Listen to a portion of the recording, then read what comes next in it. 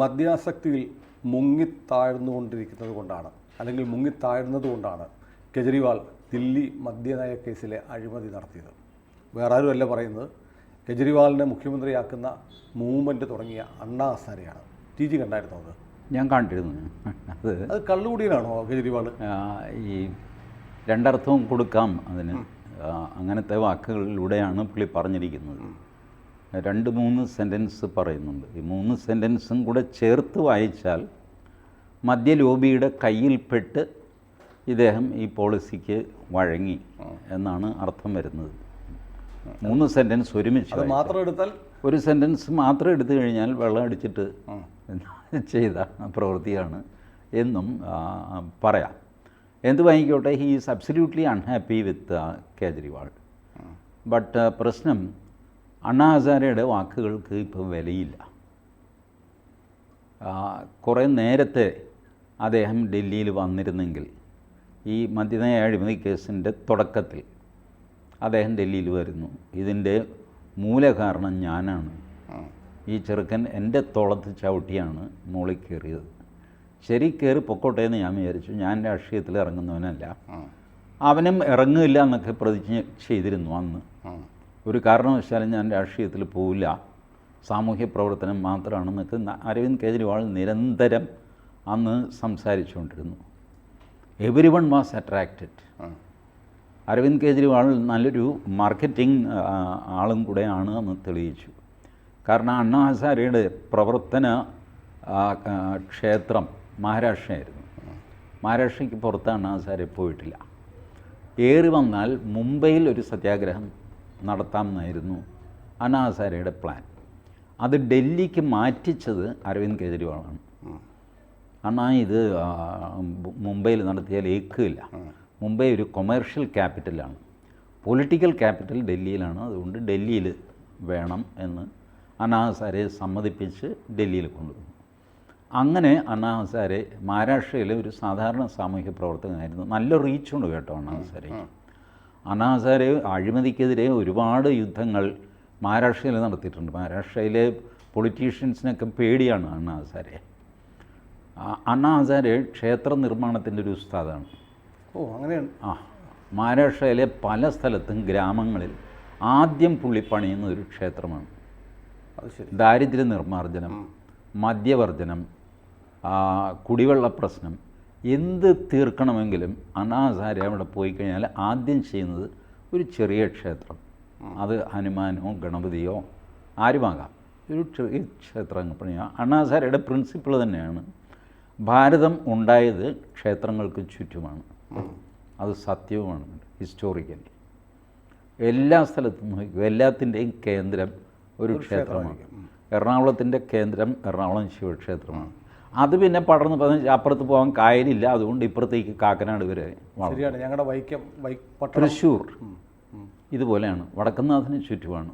വൈക്കം അങ്ങനെയാണ്, ചോറ്റാനിക്കര അങ്ങനെയാണ്, തിരുനക്കര അങ്ങനെയാണ്, കോട്ടയം നഗരം എവിടെയാണ്, ഈ തിരുനക്കര അപ്പൻ്റെ ചുറ്റുമാണ്.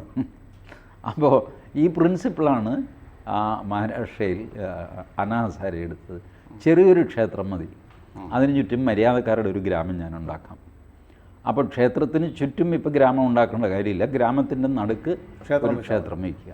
ക്ഷേത്രം വയ്ക്കുമ്പോൾ തന്നെ അവിടുത്തെ അന്തരീക്ഷം മാറിക്കോളും, ഒരു ആധ്യാത്മിക അന്തരീക്ഷം വരും. പിന്നെ ഞാൻ പറഞ്ഞാൽ ആളുകൾക്ക് മനസ്സിലാവും, ആളുകൾക്കൊരു തുറന്ന മനസ്സ് വേണ്ട. ഇതൊക്കെയായിരുന്നു അണ്ണാ ഹസാരെയുടെ പ്രിൻസിപ്പിൾസ്.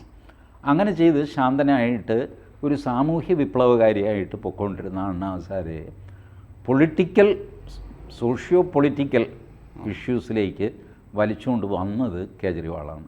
അങ്ങനെ അദ്ദേഹം ഡൽഹിയിൽ വരും. ഡൽഹിയിൽ അദ്ദേഹം നടത്തിയ അജിറ്റേഷൻ സത്യാഗ്രഹം, അതിൽ പങ്കെടുക്കാത്തതായിട്ട് ആരുമില്ല ഓപ്പോസിഷൻ പൊളിറ്റീഷ്യൻസിൽ.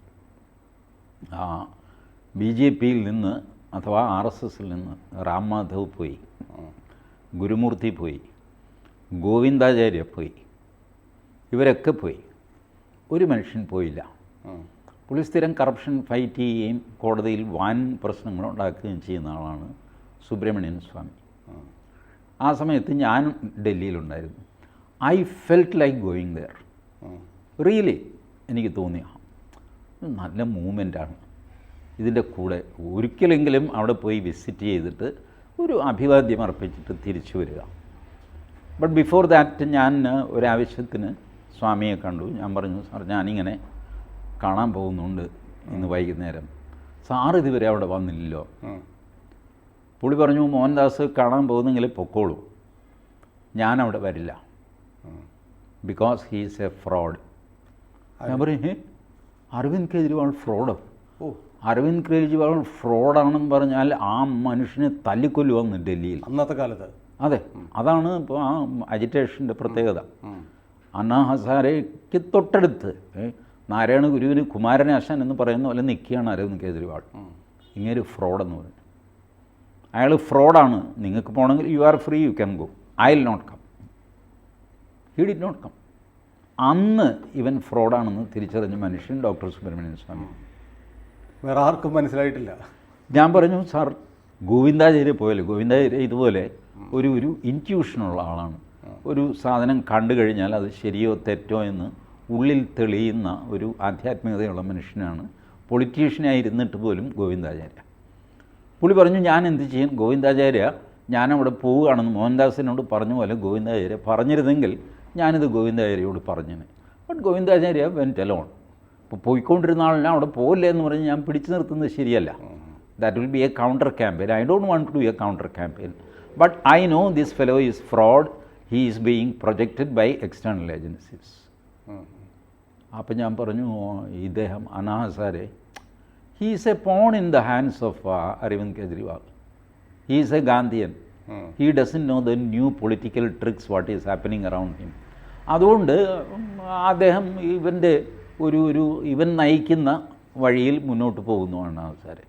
സ്ട്രാറ്റജി കംപ്ലീറ്റ് തീരുമാനിക്കുന്നത് അരവിന്ദ് കെജ്രിവാളാണ്. അരവിന്ദ് കെജ്രിവാൾ പോലുമല്ല, അവൻ്റെ പുറകിൽ വേറെ ആൾക്കാരും. അപ്പോൾ ഈ ക്യാപിറ്റലിൽ മതി, നാഷണൽ ക്യാപിറ്റലിൽ മതി സമരം എന്ന് പറയുന്നത് ഈ പ്ലോട്ടിൻ്റെ ഭാഗമായിരിക്കും. അതെ, അങ്ങനെ പൊളിറ്റിക്കൽ പവർ പിടിച്ചെടുക്കണമെങ്കിൽ നിങ്ങളൊരു സമരം ഡൽഹിയിൽ നടത്തണം. എന്താ പഞ്ചാബിലെ കർഷകർ ഡൽഹിയിൽ വന്ന് സമരം ചെയ്യുന്നത്?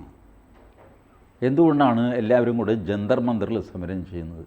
ഇന്ത്യ മുന്നണിയുടെ യോഗം നടക്കുന്നത് രാംലീല മൈതാനിയിലാണ്. ഡൽഹിയിൽ സമരം ചെയ്താൽ മാത്രമേ നിങ്ങൾക്ക് ഒരു പൊളിറ്റിക്കൽ സമരമായിട്ട് ഒരെണ്ണത്തെ കൺവേർട്ട് ചെയ്യാൻ പറ്റുള്ളൂ. ഡൽഹിക്ക് പുറത്ത് നടന്ന ഒരൊറ്റ സമരവും ഓൾ ഇന്ത്യ റീച്ചിൽ പോയിട്ടില്ല. അവിടെ ഇവിടെയൊക്കെ സമരങ്ങളൊക്കെ നടക്കുകയും വിജയിക്കുകയും പരാജയപ്പെടുകയൊക്കെ ചെയ്തിട്ടുണ്ട്. ബട്ട് ഒരു ഓൾ ഇന്ത്യ റീച്ച് നിങ്ങൾക്ക് വരണമെങ്കിൽ ഡൽഹിയിൽ സമരം നടക്കണം.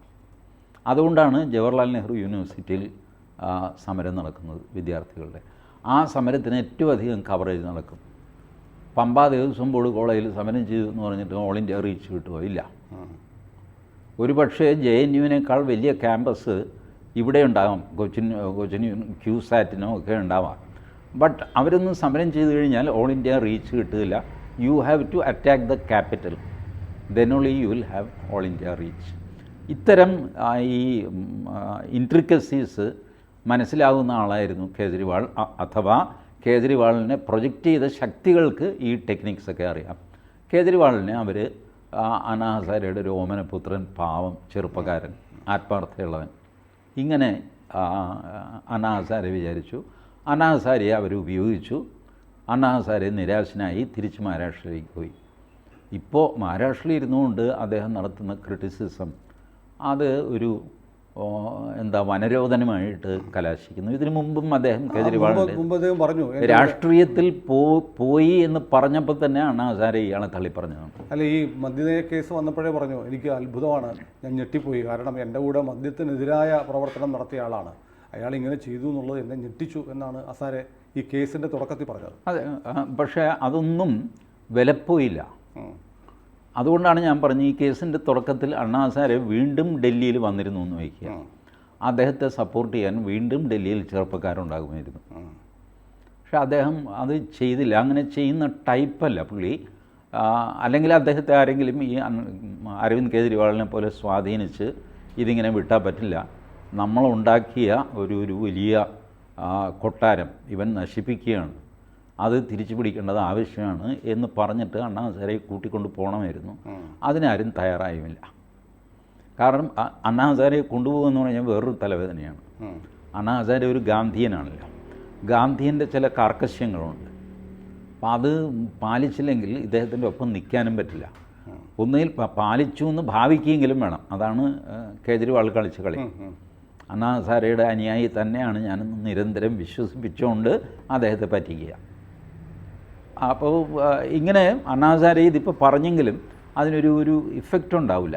All India reach. അദ്ദേഹം മറ്റൊന്നുകൂടി പറഞ്ഞിട്ടുണ്ട്, ED ഇങ്ങനെ പിന്നാലെ നടക്കുന്ന ഒരാളെ വോട്ട് ചെയ്ത് അധികാരത്തിൽ കൊണ്ടുവരരുത്. ഒരാളെ എന്നല്ല, ആരെയും. അതാണ് പുള്ളി പറഞ്ഞിരിക്കുന്നത്. ED കേസിൽപ്പെട്ട ഒരു പൊളിറ്റീഷ്യനും ജനം വോട്ട് ചെയ്യരുത്, അവർ മത്സരിക്കാൻ പോലും യോഗ്യരല്ല. ഇതാണ് അണ്ണാ ഹസാരെ പറഞ്ഞത്. അതൊരു പൊളിറ്റിക്കൽ സ്റ്റേറ്റ്മെൻ്റ് അല്ലേ? പൊളിറ്റിക്കൽ സ്റ്റേറ്റ്മെൻറ്റാണ് അത്. അദ്ദേഹം അത്രയധികം കറപ്ഷനെ വെറുക്കുന്ന ആളാണ് അണ്ണാ ഹസാരെ. കറപ്ഷൻ, അദ്ദേഹത്തിൻ്റെ ചോദ്യം, ഒരു കറപ്ഷനും ഇല്ലാതെ ഒന്നുമില്ലാതെ നിങ്ങളെ പ്രാഥമികമായിട്ട് കോടതി ജയിലിൽ അയക്കില്ല. അതെ, നിങ്ങൾക്ക് അവിടെ വെച്ച് ജാമ്യം തരും, എന്നിട്ട് നോക്കട്ടെ എന്ന് പറയും. ഇത് ജാമ്യം പോലും ഇല്ലാതെ നിങ്ങൾ ജയിലിൽ കിടക്കുന്നു. അല്ല, അത് PMLA ആക്ട് അങ്ങനെയാണ്. എന്തുമായിക്കോട്ടെ, നിങ്ങൾ സൂപ്പർ സത്യസന്ധനാണെങ്കിൽ ഒരു ഏജൻസി നിങ്ങളെ തൊടില്ല. നിങ്ങളെവിടെയോ എന്തോ കുഴപ്പം കാണിച്ചു, അതുകൊണ്ടാണ് ഈ പ്രശ്നം ഉണ്ടായത്. ഇങ്ങനെയൊക്കെയാണ് അണ്ണാ ഹസാരെയുടെ ചിന്ത. അണ്ണാ ഹസാരെ ഇപ്പോൾ അപ്രസക്തനായതുകൊണ്ടാണോ അദ്ദേഹം ഈ പറഞ്ഞത്? ചില ഇംഗ്ലീഷ് ചാനലുകളിലല്ലാതെ ഒരിടത്തും വാർത്ത പോലും ആവത്തില്ല. അപ്രസക്തനാണിപ്പോൾ, അപ്രസക്തനാണ്. അത് ഗാന്ധിയന്മാരുടെ ഒരു വിധിയാണ്. കേരളത്തിൽ KE മാമൻ ഉണ്ടായിരുന്നു, ഓർക്കുന്നുണ്ട്. ഏകാംഗ സമരം നടത്തിയ ആൾ. ഒറ്റയ്ക്ക് ആരും ഉണ്ടായിരുന്നില്ല വയസ്സുകാലത്ത് KE മാമൻ്റെ കൂടെ. KE മാമൻ ഓരോ തവണ വന്ദേ മാതരം എന്ന് ചൊല്ലുമ്പോഴും ബ്രിട്ടീഷ് പട്ടാളത്തിൻ്റെ അടി വാങ്ങിച്ചതാണ്. ഒരു വന്ദേ മാതരത്തിന് 2 അടി വെച്ച്. അങ്ങനെ 40 തവണയും മറ്റും വിളിച്ചു. 80 അടി കിട്ടിയപ്പോൾ KE മാമൻ അവശനായി. ഇത് KE മാമൻ തന്നെ ഒരു വേദിയിൽ ഞാൻ കേൾക്കാനുണ്ടായിരുന്നു, ആ പ്രസംഗത്തിൽ പറഞ്ഞത്. അത്രയധികം സഹിച്ച ആളാണ് KE മാമൻ. പക്ഷേ കേരളത്തിൽ ഒറ്റയ്ക്കായിപ്പോയി. അദ്ദേഹത്തിൻ്റെ ശബ്ദം ആരും ഏറ്റെടുത്തില്ല. ആരും ഏറ്റെടുത്തില്ല. TV-കാരിങ്ങനെ ഒരു വിചിത്ര ജന്തു എന്നുള്ള മട്ടിൽ KE മാമനെ കാണിക്കും. നല്ല ഉയരമുള്ള, സാമാന്യം നല്ല ആരോഗ്യമുണ്ടായിരുന്നു, ഒരുപാട് പ്രായം ജീവിച്ചിരുന്നു. അദ്ദേഹം ഒറ്റയ്ക്ക് സെക്രട്ടേറിയറ്റിന് മുമ്പിൽ പ്ലക്കാർഡും പിടിച്ച് മുദ്രാവാക്യം വിളിച്ച് നിൽക്കുന്നു. ബട്ട് അതിൻ്റെ ആ പ്രാധാന്യം ആർക്കും മനസ്സിലായില്ല. എന്തുകൊണ്ടാണ് വയസ്സുകാലത്ത് ഒരു ഗാന്ധിയൻ, മഹാത്മാഗാന്ധിയാണ് അന്ന് നിന്ന് നിലവിളിക്കുന്നത്. അതെ അതെ, തീർച്ചയായും. ആ മുദ്രാവാക്യം വിളിക്കുന്നത് മഹാത്മാഗാന്ധിയാണ്. ബട്ട് കേരളത്തിൽ ആരും സപ്പോർട്ട് ചെയ്തില്ല, ഒരു മനുഷ്യൻ. അപ്പോൾ അണ്ണാ ഹസാരെ ശരിക്കും ബാക്ക് സ്റ്റാബ് ചെയ്ത ആളാണ് കെജ്രിവാൾ. അതെ, തീർച്ചയായിട്ടും. അണ്ണാ ഹസാരെ ഒരു വ്യക്തിയെ മാത്രമല്ല, ഒരാശയത്തെ ചെയ്തതാണ്. അതിപ്പോഴും ചെയ്യും. ഇപ്പോഴും ആ നാടകം കാണിക്കും. ജയിലിൽ നിന്ന് ഇറങ്ങിക്കഴിഞ്ഞിട്ട് എന്താ ചെയ്ത്? ഹനുമാൻ ക്ഷേത്രത്തിൽ പോയി പൂജിച്ചു. കാപട്യമല്ലേ അത്? ആ മനുഷ്യന് ഹനുമാനോടൊന്നും യാതൊരു കമ്മിറ്റ്മെൻറ്റും ഇല്ല, ഒന്നുമില്ല. അത് വോട്ട് കിട്ടാൻ വേണ്ടിയിട്ട്. ഹനുമാൻ അവിടെ ഉണ്ടെങ്കിൽ ഹനുമാൻ അറിയാം. ഞാൻ പ്രതീക്ഷിക്കുന്നത് ഒരു സർപ്രൈസ് അറ്റാക്ക് എന്നുള്ള നിലയ്ക്ക് വാരാണസിയിൽ ചിലപ്പോൾ ഇയാൾ നോമിനേഷൻ കൊടുത്തു എന്ന് വരും, കേജ്രിവാൾ. എന്നിട്ട് ഈ മറ്റേ കള്ളിയുള്ള ഒരു തോർത്തൊക്കെ കൊടുത്തിട്ട് ഗംഗയിൽ മുങ്ങും. ഗ്യാൻവാബിയിൽ പോയിട്ട് തലയിലൊരു ടവലിട്ടിട്ട് നമാസ് നടത്തും. ഇങ്ങനെയൊക്കെ ചെയ്യാൻ സാധ്യതയുണ്ട്. ഓൾ ഡ്രാമ ഇനിയിപ്പോൾ ഉള്ള ദിവസങ്ങളിൽ വരുന്ന ഡ്രാമാസിൽ വാരണാസിയിൽ മോദി ഇന്ന് നോമിനേഷൻ കൊടുത്തതേ ഉള്ളൂ, സമയമുണ്ട്. അയാൾ ചില ഒരു ഫ്ലൈറ്റ് എടുത്ത് വാരണാസി പോകാൻ വലിയ നേരം. UP-യിൽ ഇലക്ഷൻ ക്യാമ്പയിന് പോകാൻ പോവാണ്, അതിൻ്റെ കൂടെ ഇതുകൂടെ ചേർത്താൽ മതിയല്ലോ. മതി, അതൊക്കെ അയാൾ ചെയ്തു എന്ന് വരും.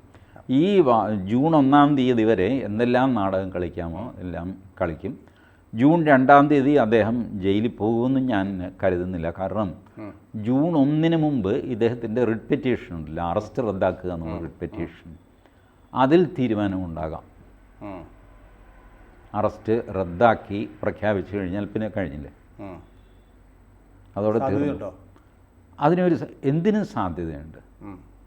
കാരണം Harish Salve, one of the senior most supreme court advocate, അദ്ദേഹം ഇപ്പോൾ ഇംഗ്ലണ്ടിലാണ് കുറേ കാലമായിട്ട്. ഇംഗ്ലണ്ടിൽ നിന്ന് ഓൺലൈനിലാണ് അദ്ദേഹം കേസുകൾ വാദിക്കുന്നത്. അദ്ദേഹം പറഞ്ഞിട്ടുണ്ട്, Supreme Court will be used to subvert Government of India. Supreme കോടതിയെ ഉപയോഗിച്ച് സർക്കാരിനെ അട്ടിമറിക്കാൻ സാധിക്കും. All these things may happen after June 4th. ഇപ്പം മോദിയോട് ആനുകൂല്യമുള്ള അക്കൂട്ടത്തിൽ ഒരാളാണ് ഞാനും. പക്ഷേ കണ്ണുമടച്ച് ഞാൻ ഈ കുതിര പോകുന്ന പോലെ മോദിയുടെ പിന്നാലെ അല്ല പോകുന്നത്. എൻ്റെ കണ്ണ് തുറന്നാണ് ഇരിക്കുന്നത്. അപ്പം ഇങ്ങനെയുള്ള ആൾക്കാരോട് ഞാൻ പറയുന്നത് ജൂൺ 4-ാം തീയതി മോദി ജയിക്കും. 5-ാം തീയതിയോ 6-ാം തീയതിയോ സത്യപ്രതിജ്ഞ ചെയ്യും. ക്യാബിനറ്റ് ഉണ്ടാക്കും, ക്യാബിനറ്റ് എക്സ്പാൻഷൻ ഉണ്ടാകും. എല്ലാം ശാന്തമായിട്ട് പഴയ പോലെ പോകും. ഇങ്ങനെ പ്രതീക്ഷിക്കരുത്. ജൂൺ 4-ാം തീയതിക്ക് ശേഷം ഭാരതത്തിൽ വലിയ കലാപങ്ങൾ നടക്കും. അത് ഒരാഴ്ചയ്ക്കുള്ളിലാവാം, മാക്സിമം 2 ആഴ്ച, അതിൽ കൂടുതൽ പോവില്ല. എല്ലാ യൂണിവേഴ്സിറ്റികളും കലാപഭൂമിയാക്കാനുള്ള പ്ലാൻ ഒരുങ്ങിക്കഴിഞ്ഞു. കൗണ്ടർ പ്ലാനും ഉണ്ട്. അതുകൊണ്ടാണ് ഡേ ബിഫോർ യെസ്റ്റർഡേ, മിനിഞ്ഞാന്നാണ് അമിത് ഷായെ ഡൽഹി മോദിയെ ഏൽപ്പിക്കുന്നത്. അതുവരെ ഡൽഹിയിലെ അഫയേഴ്സ് മുഴുവൻ ലോക്കൽ നേതാക്കളാണ് നോക്കിക്കൊണ്ടിരുന്നത്. ഇലക്ഷൻ ക്യാമ്പയിനല്ല, ദ ഹോൾ ഡൽഹി നിൻ്റെ ഒരു നോട്ടം ഉണ്ടാവണം. അമിത് ഷാ നോക്കുന്നു എന്ന് പറഞ്ഞാൽ അതിനർത്ഥം അജിത് ഡോവൽ നോക്കുന്നു എന്നാണ്, ബാക്കിയുള്ളവർ നോക്കുന്നു എന്നാണ്. ഡയറക്റ്റ് അതിൻ്റെ കൺട്രോൾ ഏറ്റെടുത്തിരിക്കുന്നു. കാരണം ഇവർക്കും അറിയാം ജൂൺ 4-ാം തീയതിക്ക് ശേഷം നടക്കാൻ പോകുന്ന കലാപം എന്തായിരിക്കും. EVM ചൊല്ലി കുറഞ്ഞതൊരു 100 പെറ്റീഷനെങ്കിലും പല ഹൈക്കോടതിയിലും. EVM കുഴപ്പമൊന്നും ഉണ്ടാവില്ല, പക്ഷേ കേസ് ഇനി സ്കോപ്പ് ഉണ്ടോ? സുപ്രീം കോടതി തള്ളിയില്ലേ? തെരഞ്ഞെടുപ്പിൽ EVM കൃത്രിമം കാണിച്ചു എന്ന് പറഞ്ഞ് ഇലക്ഷൻ പെറ്റീഷൻ കൊടുക്കാമല്ലോ. ആ സെലക്ട് ചെയ്ത ഉദ്ദണ്ഡപൂർ, കാസ്ഗഞ്ച് എന്നൊക്കെ പറഞ്ഞ് കുറേ പേരുകൾ, ഇതൊക്കെ ഈ ഏഷ്യാനെറ്റിലെയും മനോരമയിലും ആങ്കർമാർ ഇപ്പോൾ കാണാതെ പഠിച്ചുകൊണ്ടിരിക്കുക പേരുകൾ. ഈ പെറ്റീഷൻ പോകാൻ പോകുന്ന കോൺസ്റ്റിറ്റ്യുവൻസിയുടെ പേരൊക്കെ കാണാതെ ഇപ്പോഴേ പഠിച്ചു വയ്ക്കും. എങ്കിലല്ലേ അത് ഇറോ എന്ന് പറയാൻ പറ്റുള്ളൂ. അത് ഭരണം കിട്ടിയാലും മോദിയെ അട്ടിമറിക്കാൻ നോക്കും. തീർച്ചയായിട്ടും. മോദി നോട്ട് മൈ PM, ഇതായിരിക്കും മുദ്രാവാക്യം. ഈ അർത്ഥത്തിൽ അവർക്ക് ചെറിയ ചെറിയ മുദ്രാവാക്യങ്ങൾ, ക്യാച്ചി സ്ലോഗൻസ് ഒക്കെ ഉണ്ടാക്കാൻ അവർക്കറിയാം. ഫോർ എക്സാമ്പിൾ, പഴയ മുദ്രാവാക്യമാണ്, ഗാന്ധിക്കെതിരെ ഉപയോഗിച്ചതാണ്, അത് മോദിക്കെതിരെ ഉപയോഗിക്കാം. മോദി കോ മർനെ ദോ. പണ്ട് പാർട്ടീഷൻ്റെ സമയത്ത് ഗാന്ധിക്കെതിരെ വിളിച്ച മുദ്രാവാക്യമാണത്. ആര്? ഗാന്ധി കോ മർനെ ദോ. ആരാണ്? ഡൽഹിയിൽ ഹിന്ദുക്കൾ, പാകിസ്ഥാനിൽ നിന്ന് വന്ന ഹിന്ദുക്കൾ ഡൽഹിയിൽ അങ്ങനെ അനുഭവിച്ചു വന്നവരാണ്. ഡൽഹിയിൽ ജാനുവരിയിലാണല്ലേ, തണുപ്പ് എന്താ ഡൽഹിയിലെ. അപ്പോൾ ഡൽഹിയിൽ നിന്ന് ഒഴിഞ്ഞുപോയ മുസ്ലിങ്ങൾ അവരുടെ വീടുകളിലും മസ്ജിദുമെല്ലാം പാകിസ്ഥാനിൽ വന്ന ഹിന്ദുക്കൾ കയറി താമസിച്ചു. ഗാന്ധിജിയുടെ അവസാനത്തതിന് തൊട്ട് മുമ്പുള്ള സത്യാഗ്രഹം അതായിരുന്നു. അത് ഒഴിഞ്ഞു കൊടുക്കണം, ഹിന്ദുക്കളെ ഇറങ്ങിക്കൊടുക്കണം. എങ്ങോട്ട്? റോഡിലേക്ക്. പുതയ്ക്കാൻ പുതപ്പുണ്ടോ? ഇല്ല. എന്താണെങ്കിലും ശരി, അവരുടെ സ്ഥലം നിങ്ങൾ എടുക്കരുത്. നിങ്ങളെ ഞാൻ ഫെബ്രുവരി 3-ാം തീയതി തിരിച്ച് പാകിസ്ഥാനിൽ കൊണ്ടുപോയി ആക്കും, ബട്ട് അവരുടെ സ്ഥലത്ത് നിങ്ങൾ കയറരുത്. ഇത് ഫ്രീഡം അറ്റ് മിഡ്നൈറ്റിലുണ്ട്. ഒരു വൃദ്ധൻ രാവിലെ 3 ഇഷ്ടികയും വെച്ച് ഒരു കെറ്റിൽ വെച്ച് ചായ തിളപ്പിക്കുന്നു. ഈ ചായ കുടിക്കുന്ന ആൾ എന്താണെന്ന് ചോദിച്ചു കഴിഞ്ഞാൽ പറഞ്ഞു, मैं वहाँ रह रहा था घर में, लेकिन बूढ़ा बोलता है कि खाली करो, तो मैंने खाली कर दिया. ബുദ്ധ എന്ന് പറഞ്ഞാൽ മഹാത്മാഗാന്ധി. അന്ന് വൈകുന്നേരം ഡൽഹിയിൽ നടന്ന ഹിന്ദുക്കളുടെ ജാഥയിൽ ഗാന്ധി കോ മർനെ ദോ, ഹം കോ മകാൻ ദോ. ഗാന്ധിയുടെ കൂടെയുള്ള ആൾ ജനലടച്ചു, ഗാന്ധി കിടക്കുന്നിടത്ത്. ഗാന്ധി പറഞ്ഞു, ആ ജനൽ തുറക്ക്, അവർ പറയുന്നത് എനിക്ക് കേൾക്കണം. That was Gandhi.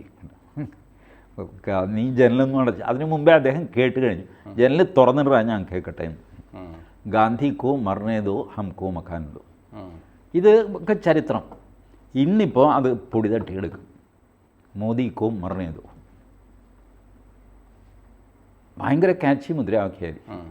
Let Modi die എന്ന് പറഞ്ഞിട്ട് വാഷിങ്ടൺ പോസ്റ്റിൽ വലിയ വാർത്ത വരും. This is all going to happen. You think they will easily surrender?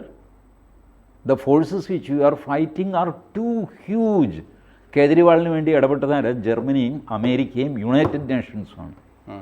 ഗ്യുട്ടറസിൻ്റെ വക്താവാണ്, ഗ്യുട്ടറസ് നേരിട്ട് സംസാരിച്ചില്ല, ഗ്യുട്ടറസിൻ്റെ വക്താവാണ് ഇന്ത്യൻ നീതിന്യായ വ്യവസ്ഥയ്ക്കും കോടതിക്കും മുന്നറിയിപ്പ് കൊടുത്തത്. He should get A just hearing. ഇതിലേക്ക് അർത്ഥം എന്താ? ഇന്ത്യൻ നീതിന്യായ വ്യവസ്ഥ ജഡ്ജിമാർ സൂക്ഷിക്കണം കേട്ടോ, ന്യായമായിട്ടേ പെരുമാറാവുള്ളൂ. ന്യായമായിട്ടേ പെരുമാറാവുള്ളൂ എന്ന് പറഞ്ഞാൽ ഞങ്ങളുടെ ആളിനെ സംരക്ഷിക്കണമെന്നാണ് അർത്ഥം. അതർവൈസ് ഇപ്പോൾ ഈ നടക്കുന്ന നാടകത്തിന് അർത്ഥം എന്താ സുനിലെ? എനിക്ക് പറഞ്ഞു തന്നെ, കേജ്രിവാളിന് ജാമ്യം വേണ്ട, ജാമ്യം വേണ്ട, ജാമ്യം വേണ്ട എന്ന് അയാൾ പറഞ്ഞു സുപ്രീം കോടതിയിൽ, കുറഞ്ഞത് 5 തവണയെങ്കിലും പറഞ്ഞു. എന്നിട്ട് ജാമ്യം കൊടുത്തു. ദാറ്റ് മീൻസ് നിങ്ങൾ ആഗ്രഹിക്കാതെ നിങ്ങളെ ജയിലിൽ നിന്ന് പുറത്താക്കി. നിങ്ങൾക്ക് ജയിലിൽ കിടക്കാനായിരുന്നു ആഗ്രഹം, നിങ്ങളെ പുറത്താക്കി. ഇങ്ങനെ പുറത്തു വന്ന ആൾ ആഘോഷിക്കുന്നു. അതെങ്ങനെയാണ്? നിങ്ങൾ ചോദിച്ച റിലീഫ് കിട്ടിയാലല്ലേ ആഘോഷിക്കേണ്ടത്? വേണ്ടാന്ന് പറഞ്ഞ റിലീഫ് കിട്ടിക്കഴിഞ്ഞപ്പോൾ അത് ആഘോഷമാക്കി മാറ്റുന്നത് എങ്ങനെയാണ്? I don't understand. But the ecosystem is capable of celebrating any nonsense. നമ്മുടെ സാമാന്യ ബുദ്ധിയെ ചലഞ്ച് ചെയ്തുകൊണ്ടാണ് ഈ എക്കോസിസ്റ്റം പ്രവർത്തിക്കുന്നത്. ഈ ഒരൊറ്റ ചോദ്യം ഏതെങ്കിലും ഒരു ആങ്കറിനോട് ആരെങ്കിലും ചോദിച്ചിരുന്നെങ്കിൽ എന്ന് ഞാൻ ആഗ്രഹിച്ചു പോയി. ബട്ട് ചോദിക്കില്ല ഒരുത്തൻ, നാക്ക് പൊങ്ങില്ല അവരുടെയും. Because they are all mental slaves of Kejriwal and Rahul Gandhi. Have you ever seen anybody attacking Rahul Gandhi and the family? No.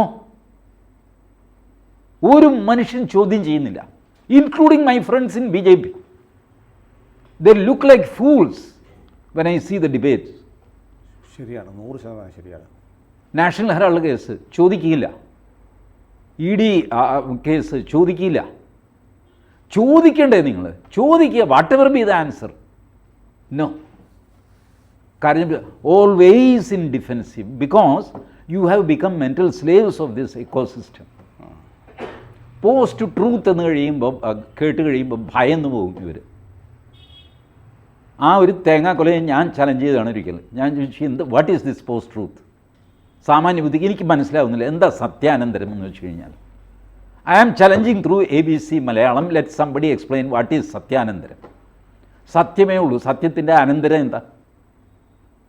Thrissur Pooram കഴിഞ്ഞുള്ള വെടിക്കെട്ടോ? What nonsense it is. ഏതോ സായിപ്പ് എവിടെയോ എന്തോ എഴുതി വെച്ചു എന്ന് പറഞ്ഞിട്ട് അത് കൊണ്ടുവന്ന് മലയാളികളെ പൊട്ടന്മാരാക്കുക. എന്നിട്ട് സത്യാനന്തരം എന്താണെന്ന് എനിക്ക് അറിഞ്ഞുകൂടെന്ന് വന്നു കഴിഞ്ഞാൽ മോശമാണല്ലോ എന്ന് വിചാരിച്ചിട്ട് ഇയാൾ സത്യാനന്തരത്തെപ്പറ്റി സംസാരിക്കുക. എന്തൊരു ഫൂളിഷ്നെസ് ആണെന്ന് നോക്ക്. പക്ഷേ TG, നമ്മൾ ഇത്രയും സംസാരിച്ചപ്പോൾ നമ്മൾ കെജ്രിവാളിൽ തുടങ്ങി.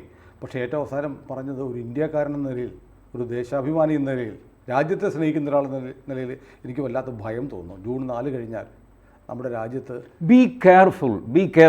U are not fighting with simple forces. The forces are complicated. China has encircled you. Sunil ആലോചിച്ച് നോക്ക്, റോഹിംഗ്യ മുസ്ലിംസ് അവർ മ്യാൻമറിൻ്റെ ഭാഗമല്ലേ, അവിടെ നിന്നല്ലേ ഓടി വന്നത്. മ്യാൻമറിനെതിരെ ഇന്ന് വരെ ഒരു പ്രമേയം യുണൈറ്റഡ് നേഷൻസിൽ വന്നിട്ടുണ്ടോ? You are persecuting Muslims, don't do that എന്ന് പറഞ്ഞിട്ട് ഒരു പ്രമേയം യുണൈറ്റഡ് നേഷൻസിൽ വന്നിട്ടുണ്ടോ? മ്യാൻമറിനെ കണ്ടം ചെയ്തുകൊണ്ട് അപലപിച്ചുകൊണ്ട് ഒരു തവണ പിണറായി വിജയൻ സംസാരിച്ചിട്ടുണ്ടോ? പാണക്കാട് തങ്ങൾ സംസാരിച്ചിട്ടുണ്ടോ? VD സതീശൻ സംസാരിച്ചിട്ടുണ്ടോ? അവരല്ലേ മുസ്ലിങ്ങളെ ഓടിക്കുന്നത്. ഓടിക്കുന്ന ബർമ്മയെ വിമർശിക്കാൻ ഒരൊറ്റ മനുഷ്യനില്ല. പക്ഷേ ഇവനെ ഇവിടെ കൊണ്ടുവന്ന് താമസിപ്പിക്കാത്തതിൻ്റെ പേരിൽ ഇന്ത്യയെ കുറ്റപ്പെടുത്താൻ 150 പേരുണ്ട് താനും. What an irony. ഇതൊന്നും സാമാന്യ ബുദ്ധിക്ക് നിരക്കുന്ന കാര്യമല്ല. ഇതാരും ചോദിക്കുന്നുമില്ല. നാളെ ജൂൺ 4 ശേഷം ഭാരതത്തിൽ നടക്കാൻ പോകുന്ന സമരത്തിൻ്റെ ഒരു ഡിമാൻഡ് പാലസ്തീനിലെ കുറഞ്ഞപക്ഷം റഫയിലെയെങ്കിലും സകല അഭയാർത്ഥികളെയും ഇവിടെ കൊണ്ടുവന്ന് താമസിപ്പിച്ച് അവർക്ക് റേഷൻ കാർഡ്, ആധാർ കാർഡ്, പൗരത്വ കാർഡ്, 12% സംവരണം, ന്യൂനപക്ഷ പദവി, അവർക്ക് വേണ്ടി പ്രത്യേകം സ്കൂള്, പ്രത്യേകം ഭക്ഷണം, ഇതെല്ലാം കൊടുക്കണമെന്നുള്ള ആവശ്യമായിരിക്കും. See, they just cannot wait India to become naturally a Muslim country. ഇത് അർജൻറ്റായിട്ട് ചെയ്യണം, അല്ലെങ്കിൽ കൗണ്ടർ ഫോഴ്സസ് ആർ വർക്കിംഗ്. ഹിന്ദുക്കൾ ഉണർന്നു കഴിഞ്ഞു. ഇപ്പോൾ പൊളിറ്റിക്കലി അവർ റിയാക്ട് ചെയ്യുന്നു, നാളെ സോഷ്യലി കൂടി റിയാക്ട് ചെയ്യും. I am not worried about whether BJP is ruling or not. Imagine a situation, Congress acquires the character of BJP. Samajwadi party pro ഹിന്ദുവായിട്ട് മാറിയാലേ ഇനി നിൽക്കാൻ പറ്റുള്ളൂ. They change their color. Every political party will have to change their color if social national Hindu forces them sufficiently. അവരും ഈ കളറിലേക്ക് മാറും. ഇപ്പോൾ എന്തുകൊണ്ടാണ് ഉത്തരേന്ത്യയിൽ പോകുമ്പോൾ രാഹുൽ ഗാന്ധി അമ്പലത്തിൽ പോകുന്നത്? എന്താ അരവിന്ദ് കെജ്രിവാൾ ഹനുമാൻ മന്ദിറിൽ പോകുന്നത്? See the change is coming. ഇത് മറ്റേ ഇക്കോസിസ്റ്റത്തിന് മനസ്സിലാവുന്നുണ്ട്. എടാ ഇവനും കൂടെ അപ്പുറത്തേക്ക് പോവും, നമ്മുടെ നിയന്ത്രണത്തിലുള്ളവൻ അവനും കൂടെ അപ്പുറത്തേക്ക് പോയി കഴിഞ്ഞാൽ പിന്നെ ഇസ്ലാമിക രാഷ്ട്രം സാധ്യമല്ല. അതുകൊണ്ട് what we have to do, flood it with Muslim. ഇപ്പോൾ പലർക്കും രോമാഞ്ചം വരുന്നില്ല. പാക് ഓക്കുപ്പൈഡ് കാശ്മീരിൽ വലിയ കലാപം നടക്കുന്നു. ഇന്ത്യ വിചാരിച്ചു കഴിഞ്ഞാൽ നിസ്സാരമായിട്ട് ഇങ്ങോട്ട് എടുക്കും. Imagine how many lakhs of Muslims you are going to take. നിങ്ങൾ സ്ഥലം മാത്രമല്ല ആൾക്കാരെ കൂടെയല്ലേ എടുക്കുന്നത്. അപ്പോൾ എന്താകും നമ്മുടെ demography? Somebody is talking about this danger? No, everybody is in euphoria. പാകിസ്ഥാൻ്റെ നട്ടെല്ലൊടിഞ്ഞ് പാകിസ്ഥാൻ ഓക്കുപ്പൈഡ് കാശ്മീർ ഞാനിങ്ങോട്ട് കൊണ്ടുവരികയാണ്. It is a nightmare. ഞാൻ പറയുകയാണ്, നാളെ ബംഗ്ലാദേശും പാകിസ്ഥാനും പറയുകയാണ് ഞങ്ങൾ ഭാരതത്തിൽ ചേരാൻ തയ്യാറാണ്. പാർട്ടീഷൻ നടന്നത് മോശമായിപ്പോയി ചേട്ടാ, കഷ്ടമായിപ്പോയി. ഇവർ ചേർന്ന് കഴിഞ്ഞാൽ നിങ്ങളുടെ ഡെമോഗ്രഫി എവിടെ പോയി നിൽക്കും? A nationalist have to be a nationalist but not a blind nationalist. നാഷണലിസത്തിൽ ഒരുപാട് എക്സ്റ്റേണൽ ഫാക്ടേഴ്സ് ഇപ്പോൾ വന്നു കഴിഞ്ഞു. പഴയ പോലെ പ്യുവർ നാഷണലിസം അല്ല. You have to be extremely careful when some offer comes. പെട്ടെന്ന് കയറി സന്തോഷിക്കുക. ഛാബഹർ തുറമുഖം നമ്മുടെ കയ്യിൽ കിട്ടി. It's only a formal agreement. It was with us ഛാബഹർ.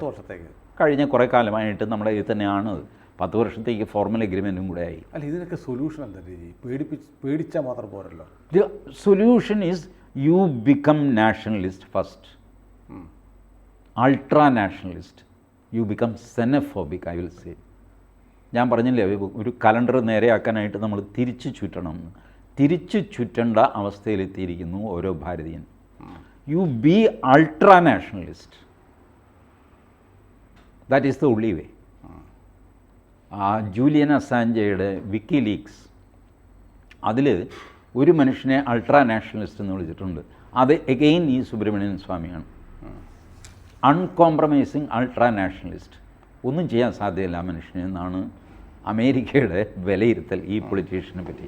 ഇവിടുന്ന് പോയ കേബിളാണ്, ഇവിടുന്ന് അങ്ങോട്ട് പോയ ഇമെയിലാണ്. അയാൾ ചോർത്തുമ്പോൾ കൊലയോടെ അങ്ങ് ചോർത്തിരിക്കുകയല്ലേ. എല്ലാവൻ്റെയും തനിനിറത്ത് രാഹുൽ ഗാന്ധിയുടെ എല്ലാം വന്നു. എന്നിട്ട് അതൊന്നും ഇന്ത്യയിൽ വേണ്ട പോലെ ചർച്ച ചെയ്യപ്പെട്ടില്ല. Anyway, what I am saying is the solution is you have to become ultra nationalist, uncompromising nationalist. അങ്ങനെ ധാരാളം പേർ ഇന്ത്യയിലുണ്ട്. ഇത് നടന്നില്ലേ, പുൽവാമ ആക്രമണം നടന്ന ദിവസം രാത്രി 11:30 മണിക്ക് നാഗർകോവിലിൽ നിന്ന് ഒരുത്തൻ എന്നെ വിളിച്ചു. എനിക്കൊരു മുഖപരിചയം ഇത്രയേ ഉള്ളൂ, നമ്പറൊക്കെ ഉണ്ട് കയ്യിൽ. ഇവൻ വിളിച്ചിട്ട് ഇവനും കടക്കപ്പുറത്തില്ല. ഇത് അവസാനം ഞാൻ കുറച്ച് ദേഷ്യപ്പെട്ടു. 3500 കിലോമീറ്റർ ദൂരെ പുൽവാമ, താൻ എന്ത് ചെയ്യാൻ പോകുന്നു? കിടന്നുറങ്ങ്, വെറുതെ തൻ്റെ ഉറക്കം കളഞ്ഞ് എൻ്റെ ഉറക്കം കളയാതെ. ശരി എന്നൊക്കെ പറഞ്ഞ് ഞങ്ങൾ ഫോൺ വെച്ചു. ഞാൻ ആലോചിച്ചു, എന്താ ഈ നാഗർകോവിലെ ആളിന് പുൽവാമയിൽ അറ്റാക്ക് നടന്നതിൽ ഇത്ര വിഷമം? അയാളാണ് നാഷണലിസ്റ്റ്. പുൽവാമയിൽ ആക്രമണം നടക്കുമ്പോൾ നാഗർകോവിൽ ഉറക്കം നഷ്ടപ്പെടുന്നവൻ ആരാണോ അവൻ നാഷണലിസ്റ്റാണ്. അവൻ BJPക്ക് ആയിരിക്കില്ല വോട്ട് ചെയ്യുന്നത്, ചിലപ്പോൾ AIDMK ആയിരിക്കും. ഡസൻ മാറ്റർ, അയാൾ നാഷണലിസ്റ്റാണ്. കാരണം അയാളുടെ സ്ഥാനാർത്ഥി അയാളുടെ അമ്മാവനാണ്, AIDMK ആണ്, അമ്മാവന് വോട്ട് ചെയ്ത് കാണും. Something like that. വോട്ടൊക്കെ ആൾക്കാർ അങ്ങോട്ട് കൊണ്ടുപോയി ചെയ്തെന്ന് വരും. വോട്ട് കൊണ്ട്, പൊളിറ്റിക്സ് കൊണ്ട് നിങ്ങൾക്കൊരു രാജ്യത്തെ മാറ്റിമറിക്കാൻ സാധ്യമല്ല. You will have some nominal control over the institutions, nothing beyond that. But people have to change. ഓരോ മനുഷ്യനും അൾട്രാ നാഷണലിസ്റ്റ് ആകുന്ന ദിവസം, ആ ദിവസത്തിന് വേണ്ടിയിട്ടാണ് ഞാൻ കാത്തിരിക്കുന്നത്. അത് അധികം ദൂരെയാണെന്ന് ഞാൻ വിചാരിക്കുന്നില്ല. ഓഹോ, എൻ്റെ ജന്മം അത് നടക്കും, എൻ്റെ ജന്മത്തിൽ നടക്കും, നാളെ നടക്കും, ഇന്ന് വൈകുന്നേരം നടക്കും. ഇതാണ് എൻ്റെ വിശ്വാസം. ആ വിശ്വാസം നമ്മുടെ രാജ്യത്തിൻ്റെ ഭാവിയുടെ ചൂടുപറയാണ്. കൂടുതൽ വാർത്തകളും വിശേഷങ്ങളും നിങ്ങളിലേക്ക് എത്താൻ ABC മലയാളം സബ്സ്ക്രൈബ് ചെയ്യുക, ബെൽബട്ടനും അമർത്തുക.